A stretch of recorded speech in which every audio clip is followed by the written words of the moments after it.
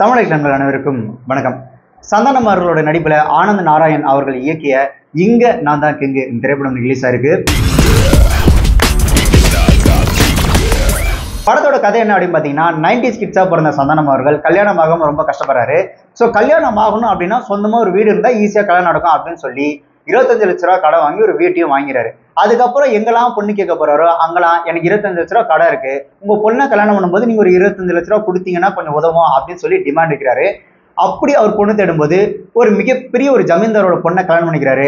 கல்யாணம் பண்ணும்போது ஓகே இனிமே நம்ம பிரச்சனைலாம் முடிஞ்சுதுரா அப்படின்னு அவர் நினைக்கும் போதுதான் கல்யாணம் முடிஞ்ச கையோட அவருக்கு வந்துட்டு ஜமீன்தார் குடும்பம் ஒரு மிகப்பெரிய ஒரு சஸ்பென்ஸ் ஓபன் பண்றாங்க. ஜமீன்தார் குடும்பம் கொடுத்த அந்த இன்ப அதிர்ச்சி என்ன, அவரை அந்த ஜமீன்தார் குடும்பம் என்னெல்லாம் பாடுபடுத்துச்சு, அவரோட அந்த 25 லட்ச ரூபா கடனை அவர் அடைச்சாரா இல்லையா அப்படின்றதுதான் இங்க நான் தான் கிங்கு திரைப்படத்தோட கதை. சந்தானம் அவர்கள் இந்த திரைப்படத்தின் மூலமா நம்மளை எந்த வகையிலும் டிசப்பாயின்மெண்ட் பண்ணவே இல்லை அப்படின்னு சொல்லலாம். ஏன்னா சந்தானம் அவர்கள் சமீபத்தில் படங்கள் நடிச்சார் இல்லையா, அந்த படங்கள்லாம் பார்த்து நம்ம வந்துட்டு ஒரு வெறுப்புல தான் இருந்தோம். சந்தானம் படங்களே இப்படிதான்ப்பா இருக்கும் அப்படின்ற அந்த ஒரு மைண்ட் செட்டோட இந்த திரைப்படத்தை நம்ம போய் பார்க்கும்போது இந்த படம் நம்மளை ஓரளவுக்கு ரிலாக்ஸ் பண்ணி சந்தானம் நம்மளை ஓரளவுக்கு சாந்தப்படுத்தி அமைச்சிருக்கிறாரு இங்க நான் தான் கிங்கு திரைப்படத்துல. இந்த படத்தோட முதல் பாதி காமெடி அப்படின்றது ரொம்பவே நல்லா இருந்து, அதுலயும் முக்கியமா மனோபால் அவர்களோட காமெடி அப்படின்றது அல்டிமேட்.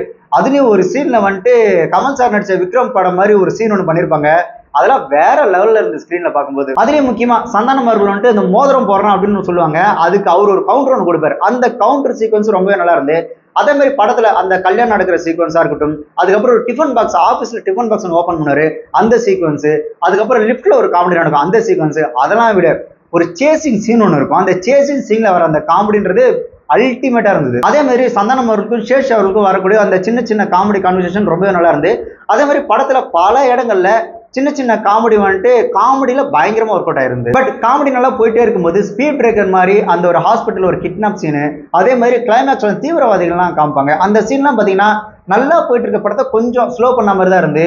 அதுலயும் முக்கியமா அந்த தீவிரவாதி சீக்வன்ஸ் இருக்குல்ல, அது வந்து படத்துக்கு ஒட்டவே இல்லை. அதுக்கு பதிலாக வேற ஏதாவது ஒரு சீக்வன்ஸ் காமிச்சு படத்தை இன்னும் கொஞ்சம் நல்லா இருந்துக்கலாம். முக்கியமா கிளைமேக்ஸ் முடிச்ச விதம், அந்த கிளைமேக்ஸை எப்படி முடிக்கணும் தெரியாம ஏதோ ஏனோ தானோ ஒரு கிளைமேக்ஸ் முடிச்சா எப்படி இருக்குமோ அப்படிதான் இருந்து, அதெல்லாம் கொஞ்சம் கரெக்ஷன் பண்ணியிருந்தா இன்னுமே படம் சூப்பரா இருந்திருக்கும். இன்னொன்னு அவருக்கு வந்துட்டு ஒரு 50 லட்ச ரூபா ஒரு வழியில கிடைக்கும், அந்த 50 லட்ச ரூபாய்க்கு அவங்க கொடுக்குற அந்த பில்டப், அதுக்கு ஒரு ட்ரீம் சாங் போறதுலாம் கொஞ்சம் ஓவர். என்னமோ இவங்க கைக்கு வந்துட்டு ஒரு 50 கோடி ரூபாய் கிடைக்க போற மாதிரியும், அதுக்காக இவங்கெல்லாம் இப்படி டிராமா பண்ற மாதிரியும் அந்த சீக்வன்ஸ், அந்த 50 லட்சம் அப்படின்றத வந்துட்டு ஒரு 5 கோடி வச்சிருந்தா கூட நல்லா இருந்திருக்கும். படத்துல சந்தானம் அவர்கள் கூட சேர்ந்து விவேக் பிரசன்னா, பாலசரவணன், சேஷு, அதுக்கப்புறம் வந்துட்டு மாறன், ஸோ இவங்களோட காமெடி அப்படின்றது ரொம்பவே நல்லா இருந்தது. முக்கியமா விவேக் பிரசன்னா அவர் வந்துட்டு டெட் பாடியா நடிச்சிருப்பாரு, அது ஆஹா ஓஹோ அப்படின்னாலும் ஓரளவுக்கு அந்த சிரிச்ச முகத்தோட அந்த மாதிரி கண்டினியூ நடிக்கிறதுன்றது கொஞ்சம் கஷ்டம் தான், அதை அவரோட வேலையை அவர் நல்லாவே பண்ணியிருந்தாரு. அதே மாதிரி இந்த படத்துல இருக்கக்கூடிய இன்னொரு ஒரு மிகப்பெரிய மைனஸா நான் பாக்குறது, இந்த படத்துல கிளாமரை கொஞ்சம் கம்மி பண்ணிருக்கலாம். ஏன்னா படம் வந்துட்டு காமெடியா பார்க்கும்போது ரொம்பவே நல்லா இருக்கு.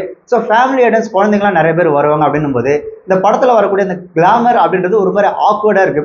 கொஞ்சம் ஃபேமிலியோட போகும்போது நமக்கு கொஞ்சம் ஒரு மாதிரி அன்கம்ஃபர்டபுளா இருக்கும், அதை அவங்க கொஞ்சம் கம்மி பண்ணியிருக்கலாம். அதே மாதிரி படத்துல லாஜிக் எந்த இடத்துல நம்ம எதிர்பார்க்கவே முடியாது. ஏதோ காமெடி படம் அப்படின்னாலே லாஜிக் இருக்காதுல்ல, ஸோ அதனால இந்த படத்துல லாஜிக் அப்படின்றதுலாம் நீங்க யோசிக்க வேணாம். நாம கொடுத்த காசுக்கு ஜாலியா சந்தோஷமா, அதாவது நம்ம ஒரு டென்ஷனோட இருந்தோம் அப்படின்னா நம்ம வந்துட்டு ஓரளவுக்கு ரிலாக்ஸ் பண்ற அளவுக்கு இந்த படம் ஒர்த்தாவே இருக்கு. இதெல்லாம் ஒரு பக்கம் இருந்தாலும் இந்த படத்துல கடுமையா எதிர்க்க வேண்டிய ஒரு விஷயம் என்ன அப்படின்னு பாத்தீங்கன்னா, இந்த கூல் இப்ப இந்த தலகாணின்னு சொல்றாங்களே, அதை போட்ட உடனே சந்தானம் அவர்கள் அப்படியே வீரம் வந்து சண்டை போடுற மாதிரி ஒரு காட்சி வச்சிருக்கிறாங்க. அது வந்து ரொம்பவே கடுமையா எதிர்க்க வேண்டிய ஒரு காட்சி. ஸோ இப்ப இருக்கிற இளைஞர்கள் கெட்டு போறதுக்கு பல வழிகள் இருக்கு, அதுல மிக முக்கியமான வழியா இந்த கூல் லிப் இந்த தலகாணி அப்படின்றது இருக்கு. ஸோ இதை வந்து சந்தானம் அவர்கள் கண்டிப்பா அவரோட திரைப்படத்தில் ஒரு காட்சியை வச்சிருக்கவே கூடாது, இதை வந்து கண்டிப்பா அவங்க தவிர்த்து இருந்திருக்கணும். மேபி அடுத்தடுத்து வர காட்சிகள் ஓட்டும் போது அந்த காட்சியை வெட்டி தூக்குனா கூட நல்லது, அது இந்த சமூகத்துக்கு அவங்க செய்யற ஒரு நல்லதா இருக்கும்.